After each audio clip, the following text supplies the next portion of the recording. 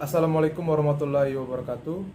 Perkenalkan, saya Popo Desa Putra dari Unit Kerja Rutan Kelas 2B Kota Agung, peserta Latsar CPNS Angkatan 22, gelombang 4, kelompok 1.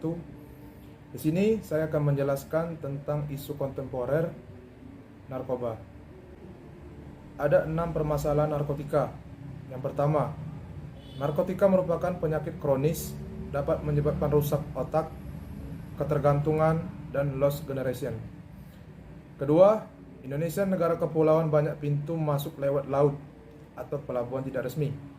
Ketiga, penduduk Indonesia nomor 4 terbesar di dunia setelah Cina, Amerika, India, dan potensi mendatangkan keuntungan bisnis narkotika. Keempat, narkotika memiliki jaringan internasional mulai dari Afrika Barat, Iran, Afghanistan, Tiongkok, Malaysia, Indonesia, dan Eropa. Kelima, penyebaran narkotika di Indonesia menyasar ke generasi tua, muda, remaja, dan bahkan anak-anak. Keenam, lembaga pemasyarakatan menjadi tempat peredaran narkotika. Prevalensi penyalahgunaan narkoba usia produktif 2017 sudah mencapai 1,77% atau hampir sekitar 3,3 juta orang. Dari tahun ke tahun terjadi pengguna baru. Adapun suplai dipasok dari dalam dan luar negeri. Meskipun pelaku dihukum berat, namun mengendalikan bisnisnya dari dalam penjara hampir 75%. Variasi pola dan modus digunakan jaringan narkotika selalu berubah-ubah. Contohnya, sering terjadi penyeludupan atau penitipan barang atau makanan yang terdapat narkoba di dalamnya. Analisis penyebab isu kontemporer narkoba.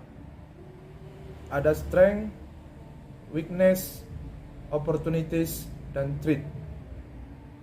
Strength untuk memberikan kekuatan agar terhindar dari narkoba. Yang pertama, rasa takut terhadap Tuhan.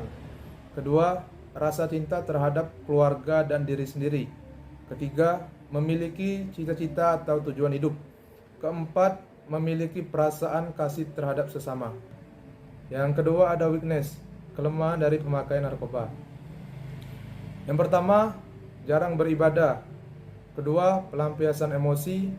Ketiga, keterbatasan ekonomi. Dan keempat, sebagai media penghibur diri.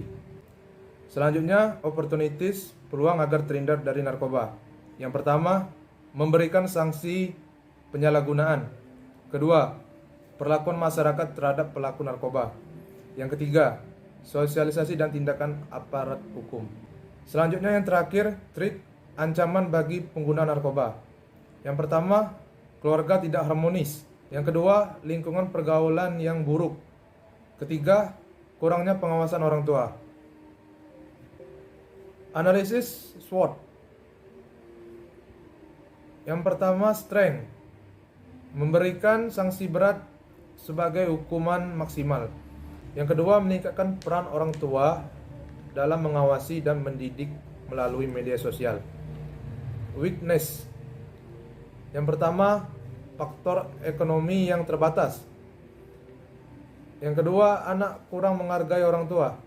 Ketiga, kemampuan media sosial orang tua yang terbatas. Selanjutnya, opportunities. Yang pertama, memaksimalkan edukasi penyalahgunaan narkoba mulai sejak dini. Yang kedua, memaksimalkan media sosial untuk sebagai sarana prasarana belajar yang baik. Dan yang terakhir, threat. Yang pertama, kurangnya ketertarikan para pelajar atau masyarakat terhadap suatu yang bersifat edukasi. Yang kedua, pelajar atau masyarakat lebih menyukai konten-konten yang menghibur. Ada 5 strategi penyelesaian atau penanganan isu dalam narkoba. Yang pertama, sanksi yang tegas terhadap penyalahgunaan. Kedua, pendidikan narkoba di lingkungan masyarakat. Ketiga, meningkatkan media sosial untuk edukasi. Keempat, meningkatkan keharmonisan keluarga sebagai fondasi dasar. Dan yang terakhir, yang kelima, saling membantu antar masyarakat dalam perekonomian. Sekian dan kurang lebih yang saya sampaikan. Semoga dapat menambah pengetahuan dan bermanfaat bagi rekan semuanya. Akhir kata saya ucapkan wassalamualaikum warahmatullahi wabarakatuh.